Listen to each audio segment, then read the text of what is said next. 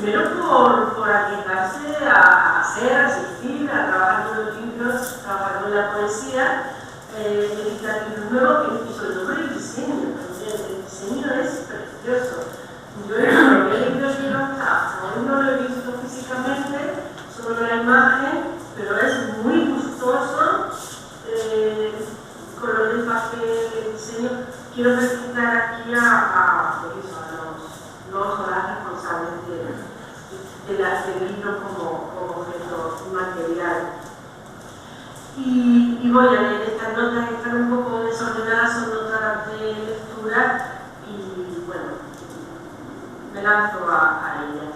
Y empezamos por el título, ¿no? Porque el título de un libro, así como la cita inicial, que suele ponerse, no todos los poetas, pero sí se suele poner al principio una cita de literaria, ¿no? Esa cita inicial y el título ya nos dan pistas sobre el mundo y sobre el itinerario que se nos invita con la lectura. Si este título y esta cita inicial están bien puestos, además están bien elegidos, como es el caso de este libro, pues nos ofrecen además ya claves para transitar por senderos secretos que llegan directamente al corazón de la obra.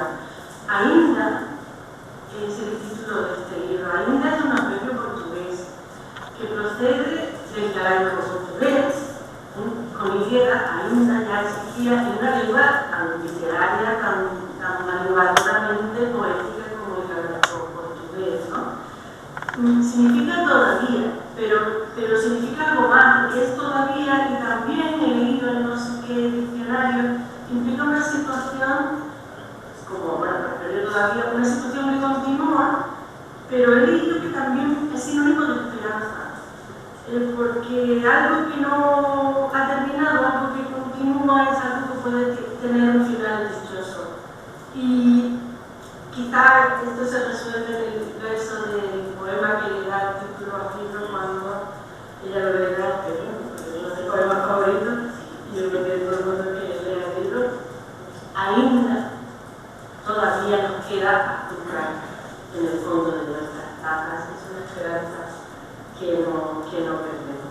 Y la cita inicial del libro es de un poeta mozambiqueño, Rui Nofi, y también está en portugués. La leo traducida: a nuestro alrededor sobran los templos y los dioses. Y en la poesía cristiana, curiosamente, también sobran los dioses. No hay dioses todopoderosos, no hay templos, ni siquiera templos vacíos, contemplados como obra de arte. La Anunciata no se detiene en quizá esas arqueologías, ¿no? Que nos ofrecen los rastros de las grandes divinidades, pero sí sobreviven en su poesía los pequeños ritos humanos. Lo ritual está muy presente. Lo ritual es, yo creo que un hilo que enlaza tanto en el poema y en este libro, sobre todo en la última parte de San Cofea, hay muchos de pequeños ritos privados, pequeños ritos a escala humana, nunca una escala divina que la deja, que no está entre su interés, no tampoco la del poeta que cita, de Rui Nofi.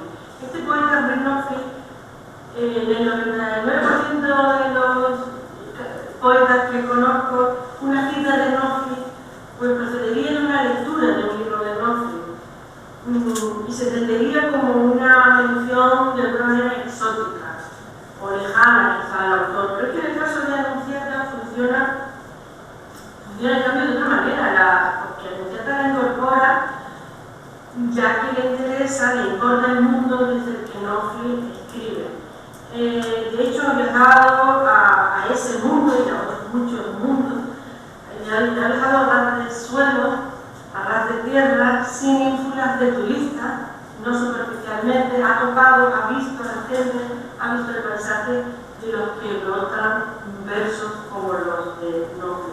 Por eso lo que quiero decir es que en Anunciata, en su poesía, están implicadas, están fundidas la poesía y la vida. En pocos autores que yo conozca comparece una carga vital tan alta. Y ahí viene la calidad también, la intensidad. Anunciata vive, lleva una vida poética.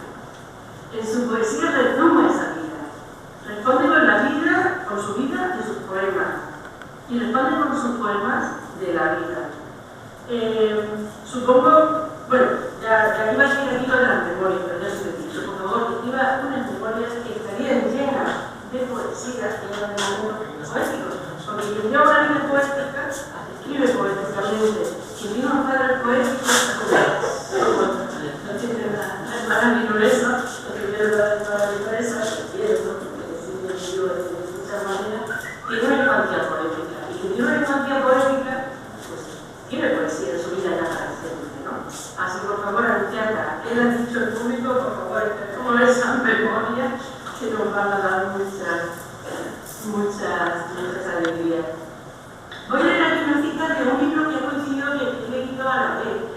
Y es de un poeta, profesor en la Universidad de Salamanca, mexicano, se llama Luis Arturo Guichard, y ha escrito libros de aforismos, que son fragmentos poéticos.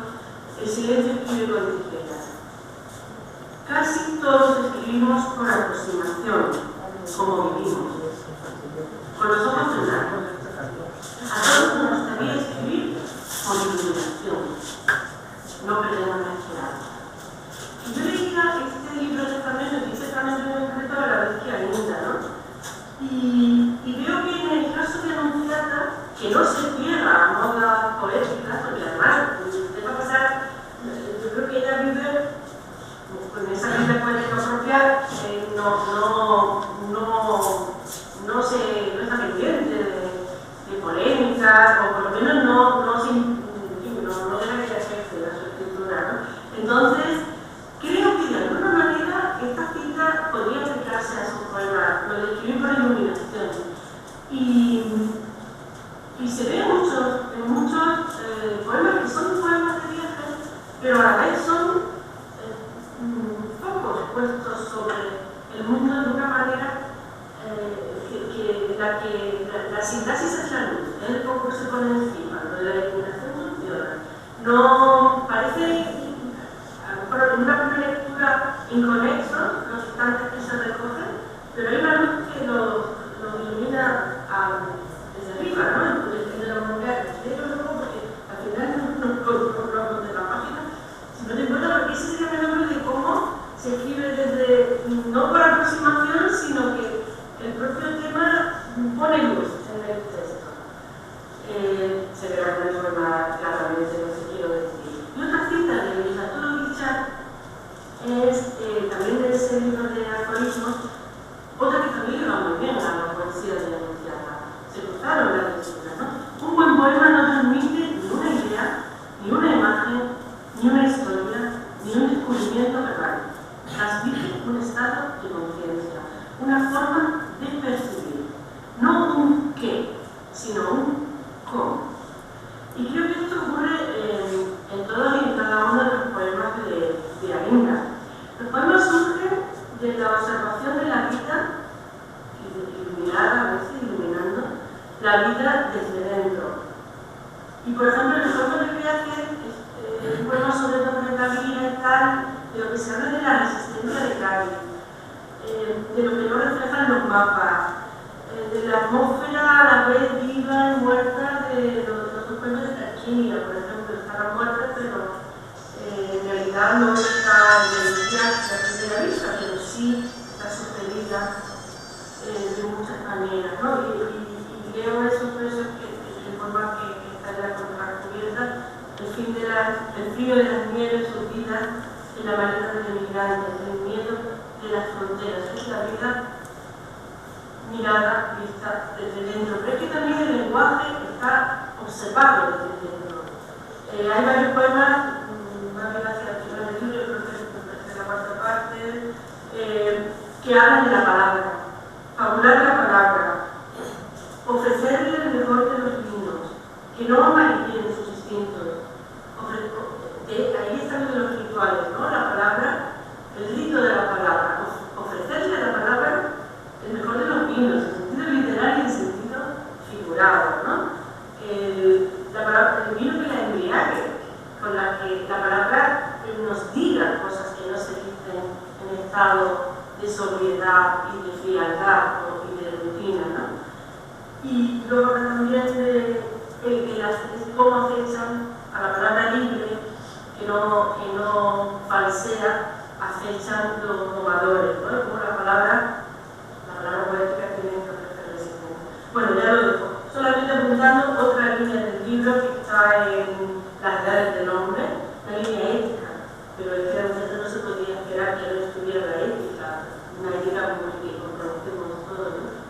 poética que también gobierna su vida y que esa vida es poética y idéntica también, ¿no? Y en esos poemas, por ejemplo, el de la gente, tan cortito también, ese que habla de la duende de la historia, ese también es una microética, ¿no? Y luego también la última sección que hice en la para terminar, la que se llama la escritura farmacopea. Es toda, aparte de también indagar en bienes rituales privados, es un canto a la sensorialidad, a la sensualidad, a los aromas, y además a los aromas asociados a experiencias muy sutiles que no se formulan de manera lógica, objetiva, racional, sino con esa iluminación poética de la que he hablado, el deseo, el texto, el tacto, el deseo, todo implicado en sinestesias y cambios a la izquierda, ¿no? De semánticos, sintácticos. Total, que hay que brindar con este libro. De manera figurada, de momento aquí, hay que brindar también con la UNED que nos acoge, por el público que desde luego, que lujo del público que envidia, ¿verdad? Porque yo no recuerdo tanta gente, es poquísima lectura, madre mía, qué lujo del público. Así que eso es señal de que tu poesía y toda su vida poética irradia, desde luego, eso atrae y desde luego estamos esperando sus poemas, así que yo no sé.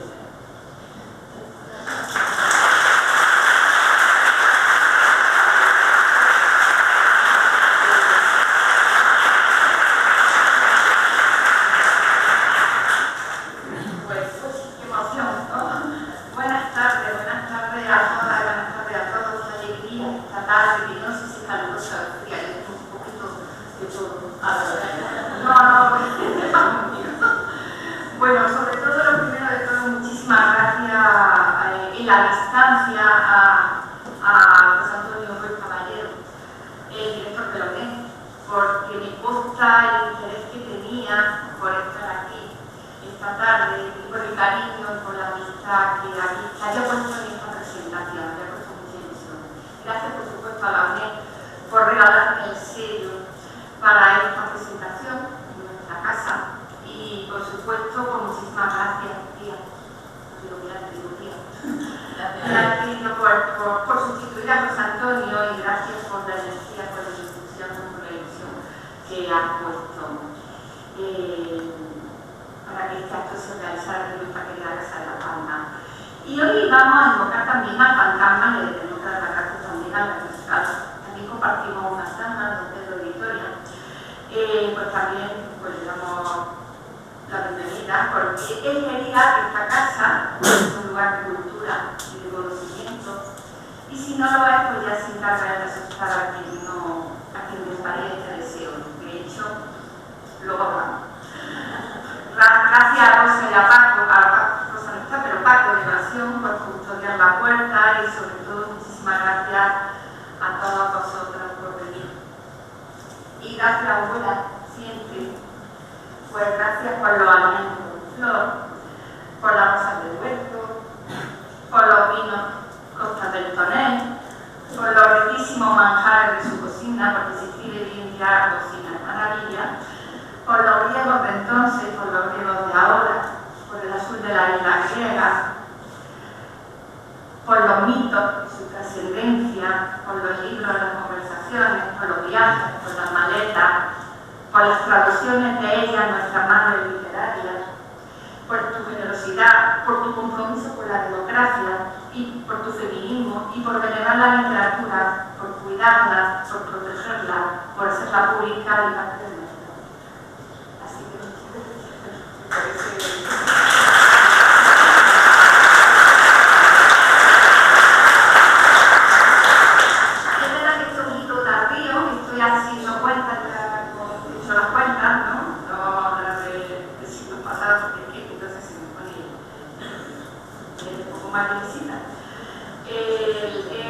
Es un libro pues, que ha estado dormido muchos años, bastantes años en una carpeta, y es cierto que le he añadido unos cuantos poemas nuevos.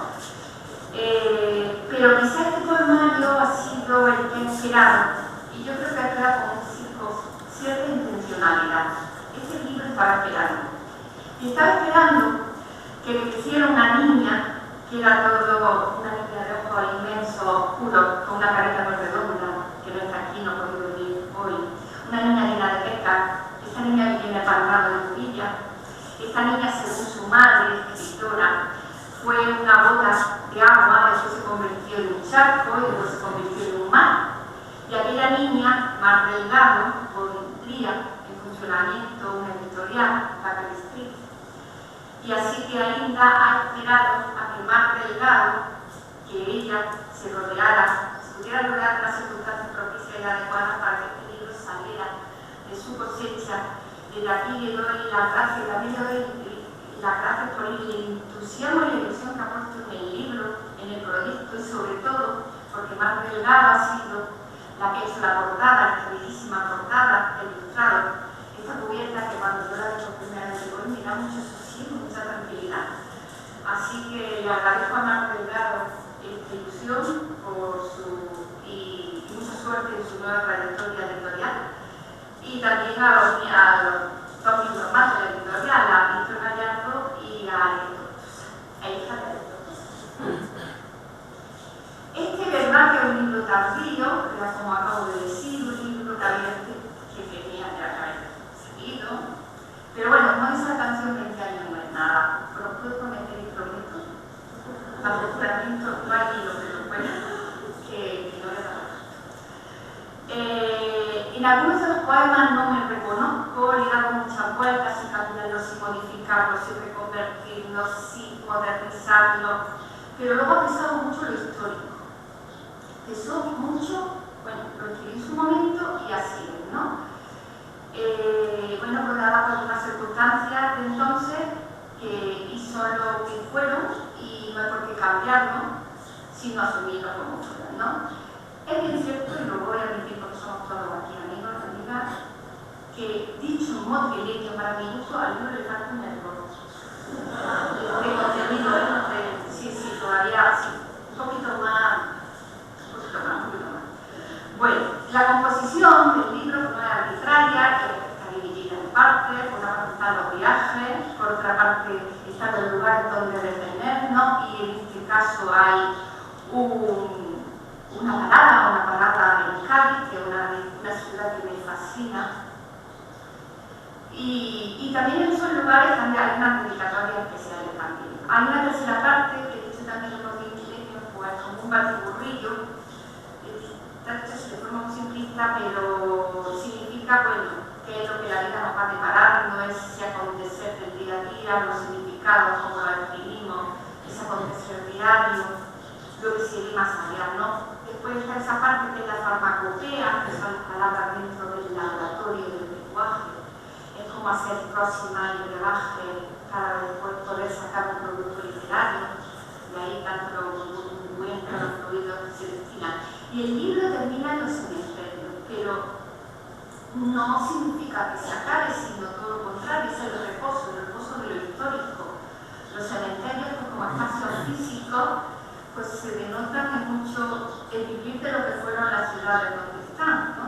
Cuando los viajes, pues vamos, cuando viajamos, pues vamos a los mercados y a los cementerios. Y ahí, pues, vemos lo que ha sido la ciudad donde están esos cementerios, ¿no? Esos cementerios tan maravillosos como el de Montparnasse, y digo maravillosos, no lo digo por decirlo, sino el de Recoleta en Buenos Aires, el de Granada, incluso las dos primeras patios son muy bonitos, y el de La Habana, el Cité en Francia, que es donde está Paul Valéry, que hay un poema para él, el de Robert, donde está Robert Gray en DIA, que es precioso, de una sencillez tremenda, el de Bolívar, donde mi padre iba siempre a ponerle una rosa a Antonio Machado. Y yo creo que también hay que hacerle a los cementerios una visita, ¿no? Y postales para más, voy a empezar con los viajes, pero voy a empezar a hablar, a citar los poemas de los viajes, pero antes tengo que hacer esta mesa donde se ha trabajado tanto, donde se ha hablado tanto, donde se seguirá hablando, esperemos, y yo creo que es de los foros donde más se habla de derechos humanos en esta mesa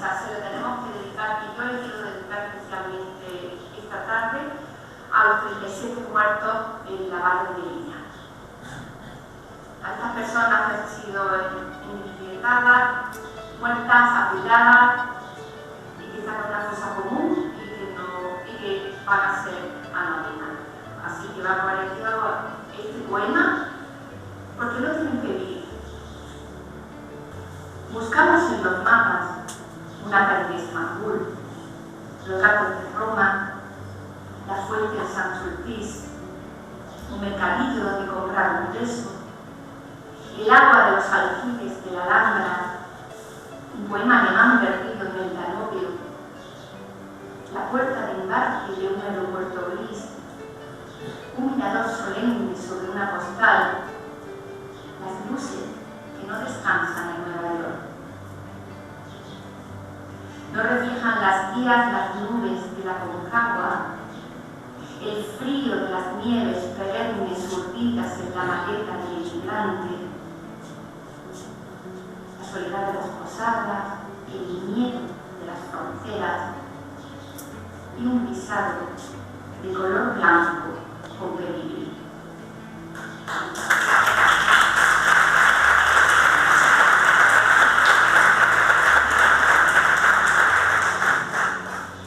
Y bueno, nos vamos a viajar un poquito. ¿Os acordáis antes cuando viajábamos que comprábamos postales? Y que teníamos que... Hay que buscar las postales. Hay que buscar el sello para ponerle el sello a la postal. Hay que buscar correos hasta la postal. No, era ese tiempo, no llevaba ese tiempo. Ahora ya no se manda postal. Y también recibíamos postales. Supongo que muchos de los que estoy aquí tendréis una caja llena de postales. La caja de metal, ¿no? La antigua de la tarjeta. Bueno, pues ahora ya no sé, ya se manda casi, porque hay wifi, no en todos los sitios no en todos los sitios hay mi teléfono, ¿verdad, Carlos? Bueno, nos vamos de viaje, vamos a viajar a distintas partes del mundo, en un segundo, y lo vamos a hacer porque tenemos la ocasión y podemos de hacerlo sin visado y sin pasaporte.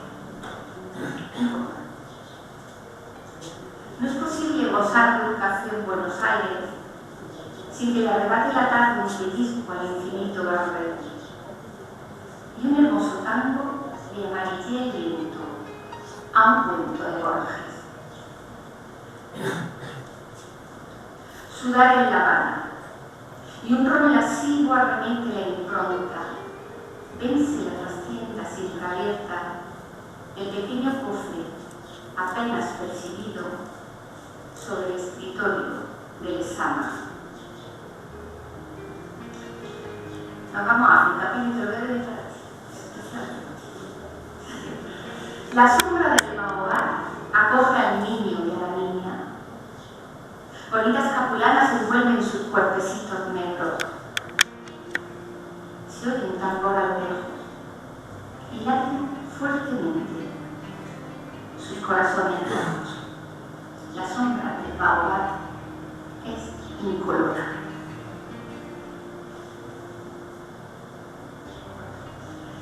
Me he dejado perdida por los puentes de Oporto, por las calles empinadas donde se pierden los faros. Se requisa el color por las piñas al caer la tarde. Pierdo tu rastro por los meandros del lobo.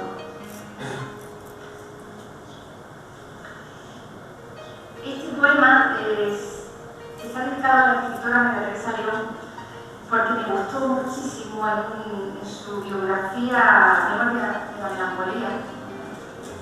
Sí, Memoria de la Melancolía, que es una biografía del siglo, creo que más 40. Ella decía, mujer siempre con las manos llenas. Pues este poema está dedicado a la mujer que cogen el té de sol a sol y se le llenan las manos.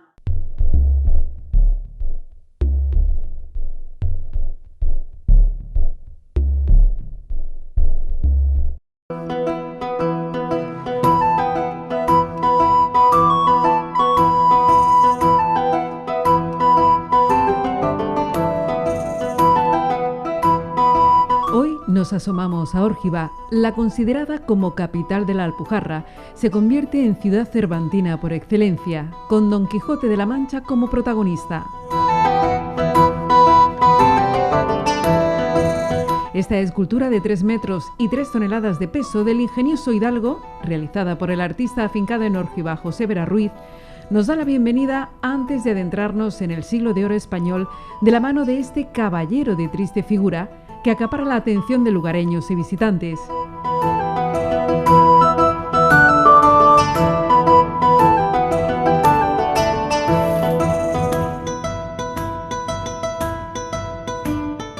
Y es que cuentan con un espacio privilegiado que alberga una de las colecciones más importantes y destacadas de Quijotes que se ha ido formando a lo largo de muchos años. Se trata del Aula Cervantina Agustín Martín Zaragoza de la Biblioteca Pública Hurtado de Mendoza de esta localidad.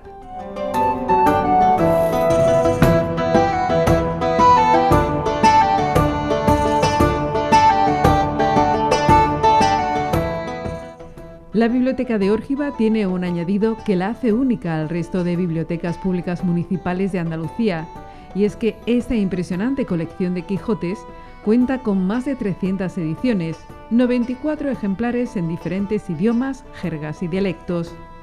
Pero hay que destacar una edición especial que comenzó a escribirse el pasado mes de diciembre a iniciativa de la bibliotecaria actual Mari Carmen Martín, como homenaje al anterior bibliotecario, un enamorado del Quijote que inició esta extraordinaria colección en el año 1967. Nos referimos a Agustín Martín Zaragoza, quien contagió a Mari Carmen de ese entusiasmo por esta obra cumbre de la literatura universal. Se trata de un proyecto colectivo a largo plazo, en el que los vecinos y visitantes que deseen escribirán a mano y sin tachones un nuevo ejemplar del Quijote que constará de 2 volúmenes, con 52 capítulos el primero y 74 el segundo.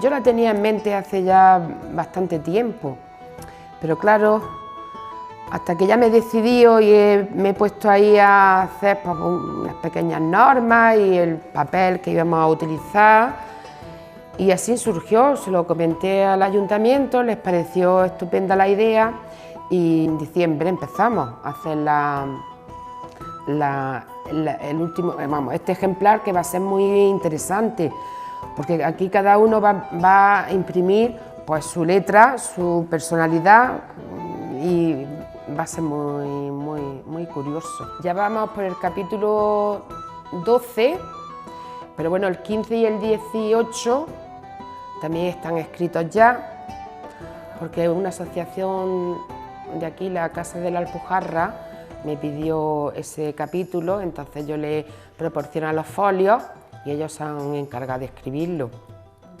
Este Quijote también tiene ilustraciones. Hay gente que, muchos artistas tenemos aquí y fuera de Órgiva, que quieren colaborar y entonces hacen también ilustraciones.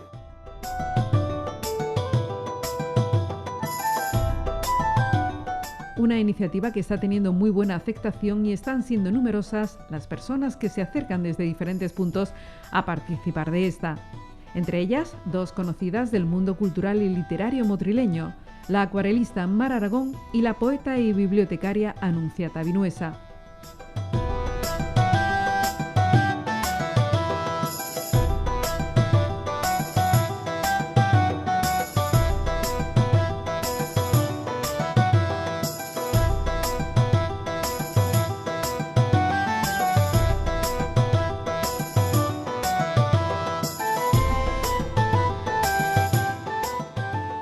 Pues ha sido un auténtico placer poder colaborar con la Biblioteca de Órgiva, con la que colaboro habitualmente y con muchísimo gusto, y sobre todo pues formar parte de este proyecto colaborativo de tantísimas personas de la Alpujarra que han venido a escribir, y tanta gente que ha venido desde fuera, y a escribir otro Quijote, ¿no? Sobre todo en este proyecto, que es un proyecto quijotesco, que albergará un libro más de este maravilloso núcleo bibliográfico que tiene una biblioteca pública.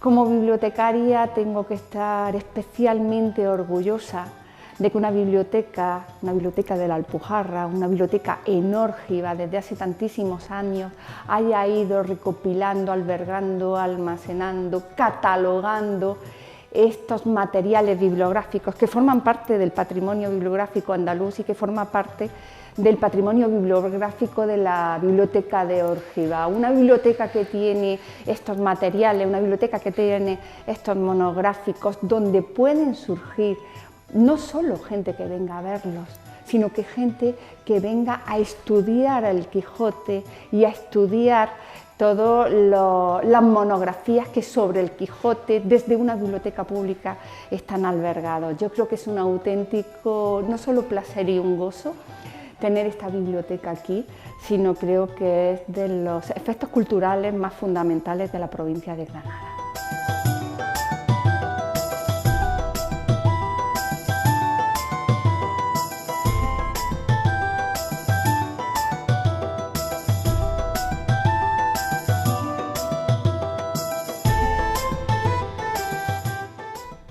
Mar Aragón ha querido implicarse en el proyecto no solo con la escritura de un pequeño párrafo en el que destacamos su impronta, sino que ha elaborado esta magnífica acuarela que también formará parte de esta edición especial. También estoy encantada de colaborar en este proyecto que lo desconocía. Mira que mis padres son de la Alpujarra y yo lo desconocía. Pero gracias a Anunciata, que nos ha embarcado en esta aventura quijotiana, como dice ella, pues la verdad que tenía que hacer una obra, ¿no?, en mi línea, en blanco y negro, y ha sido una ilustración rápida, como decimos, a mano alzada también, y está hecha con carbón líquido, como he explicado antes. Luego con el tiempo irá cambiando los tonos, irá cambiando según la luz que reciba, y entonces pues es como mi pequeño granito de arena, ¿no? Y luego también pues la escritura, que también hemos escrito, y que desde aquí animo a que todo el mundo venga a Órgiva a escribir también en ese libro, que va a ser sin duda una de las joyas, aparte de las que tienen aquí también. Y además, Mar, una escritura muy especial que tienes también, podemos decir muy quijotesca, ¿no? Sí, una letra muy especial. Y es que esa letra es mi letra, y la gran pena es que ha salido de muchos años de castigo en el colegio. Fíjate, porque no te podías salir del renglón, ¿no?, de las líneas que te marcaban, y yo cada vez que cuanto más me castigaban o me pegaban, que eso no sé, más se salía, más grande se hacía la letra. Y entonces pues un poco como también esa personalidad, ¿no?, seña de identidad. De identidad, ha sí. marcado un poquito. De que por fin me liberé y ha salido esa letra.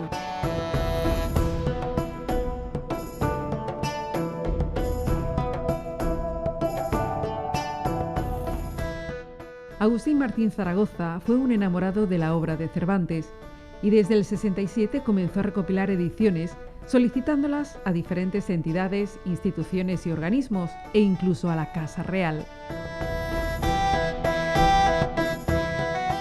Fue bibliotecario durante más de 45 años en la biblioteca, y él era un enamorado de Don Quijote. Y allá por el 1967 pues se le ocurrió la idea de empezar a hacer una colección de Quijotes.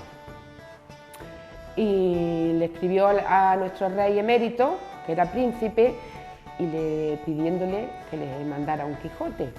Entonces, al enviárselo, pues Agustín se puso muy contento y se puso a escribir a distintas personalidades de España y del extranjero, y poco a poco, y a lo largo de estos años, se ha ido haciendo esta colección.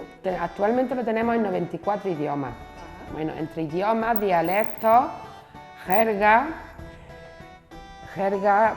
el sistema de escritura braille, pues está en quechua, lo tenemos en quechua, en guaraní, en turco, en esperanto, latín macarrónico, holandés, bueno, así hasta 94 idiomas. Hay 3 dialectos de Suiza que se llaman sursilvano, surmirano y bayader, que son dialectos. Luego lo tenemos en mongol, en las 2 escrituras, una que es vertical y otra tradicional. con caracteres cirílicos.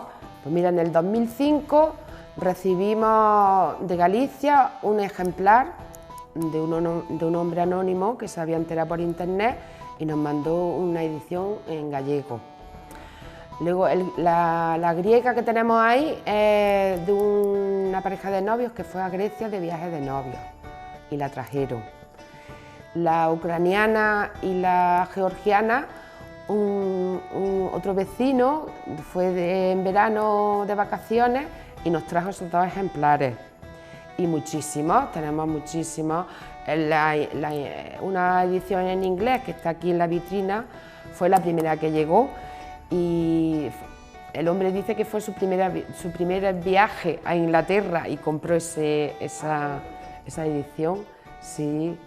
Y la colombiana, que se llama Alopaisa, también nos la trajo un chico, un vecino de aquí, y muchísimas son donadas, claro que sí. Estamos hablando de una gran repercusión. ¿Qué significa para el pueblo, para Órgiva, tener una biblioteca municipal y que guarde este tesoro? Pues estamos orgullosos, que como todo el mundo dice, es que es imposible que este pueblo tenga este aula cervantina, pues todo el mundo dice es que es nuestro tesoro, tenemos que cuidarlo y engrandecerlo. Pero también personas anónimas han contribuido a aumentar la colección. Pues todos los cuadros que tenemos aquí son todos donaciones, pues generalmente de aquí de Órgiva, excepto allí hay unas que nos las mandaron de Japón. Agustín tenía un amigo, Haruki Tabata, japonés, que este hombre en los años 60 vino a España a hacer toda la ruta del Quijote a caballo. Entonces vino por aquí por Órgiva y se hicieron íntimos amigos. Entonces él nos trajo el Quijote en japonés, bueno, se lo trajo a Agustín, claro está, el vietnamita también nos lo mandó. Y en el 2005 nos mandó allí 2 ilustraciones que hay, nuestro Quijote en Japón, que son muy curiosas.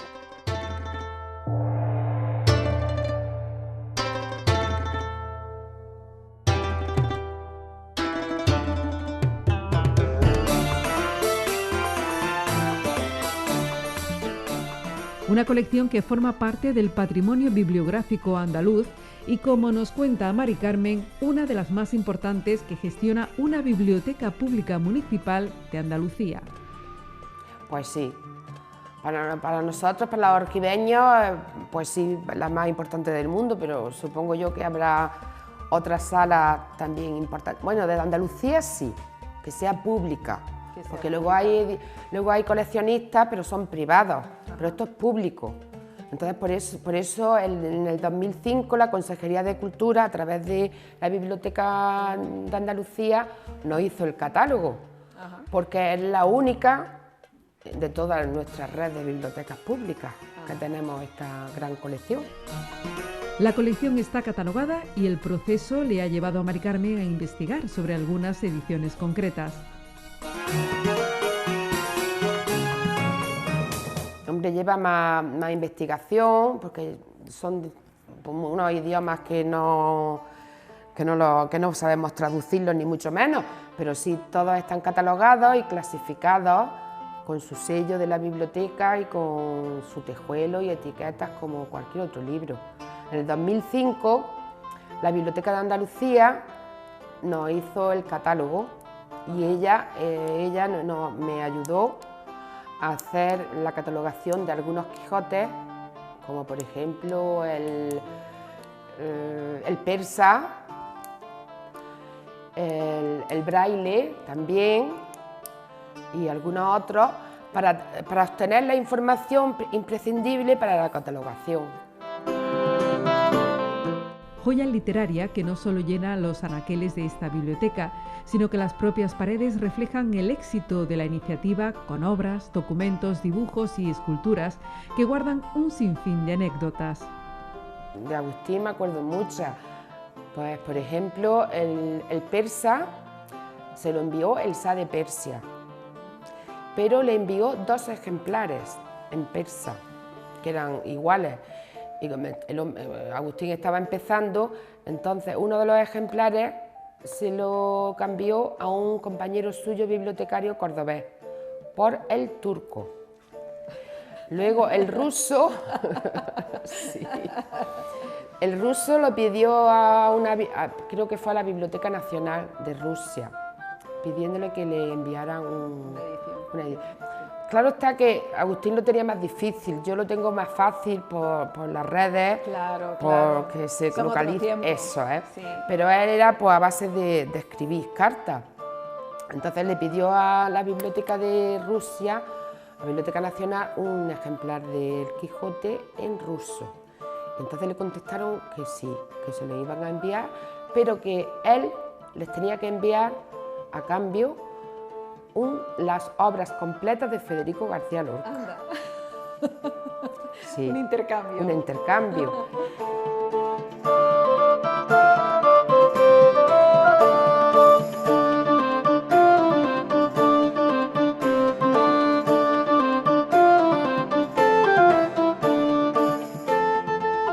Y anécdotas pues hay muchísimas, sí, cuando vino el rey, que porque el rey le envió el Quijote cuando era príncipe, pero no se lo había firmado ni dedicado. Entonces, cuando vino en 1994 aquí a la Alpujarra, en Sus Majestades los Reyes, pues esta biblioteca era, parece que la inauguró el edificio.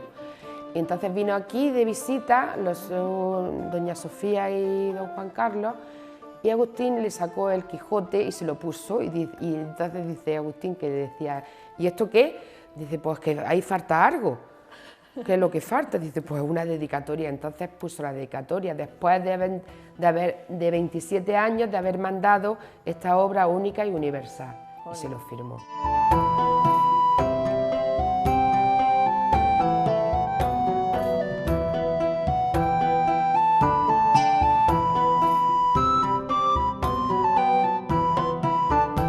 O ediciones curiosas como esta, escrita en una sola página. Yo he comprobado que empieza por la misma palabra que empieza nuestro Quijote y termina también por ella, porque leérmelo en cuestión no lo he leído, porque tenemos que utilizar un cuentahilos para ver la letra, porque es microscópica.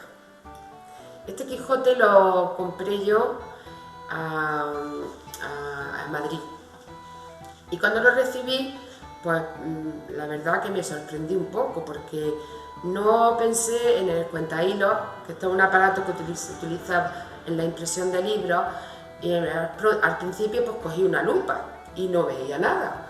Y entonces digo yo, madre mía, me han engañado, porque esto ya tiene varios años y ya sabemos cuando se compra por internet que muchas veces tenemos chascos. Y la verdad digo, pues esto lo tendré que pagar yo, como le voy a decir al ayuntamiento que me han engañado. Pero ya me acordé del cuentahilos y efectivamente ya con el cuentahilos se ve perfectamente que está todo escrito, todo nuestro Quijote, la primera y la segunda parte.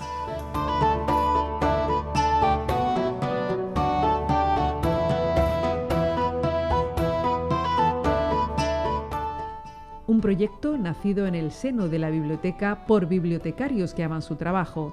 De hecho, esta colección ha ido creciendo y aún no ha parado. Actualmente se puede visitar en la Biblioteca Municipal, en el Aula Cervantina, preparada expresamente para su cobijo desde hace más de medio siglo y donde convive junto a otras obras literarias. Aunque desde el Ayuntamiento se está barajando la posibilidad de sacarlas de su entorno y llevárselas a otro lugar.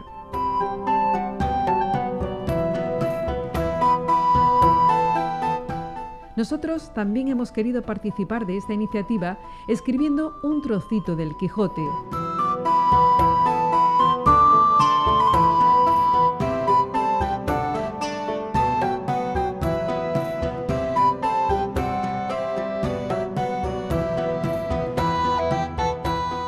Aún quedan muchas páginas en blanco para que quienes lo deseen puedan ocupar un lugar en esta edición tan especial para el pueblo de Órgiva.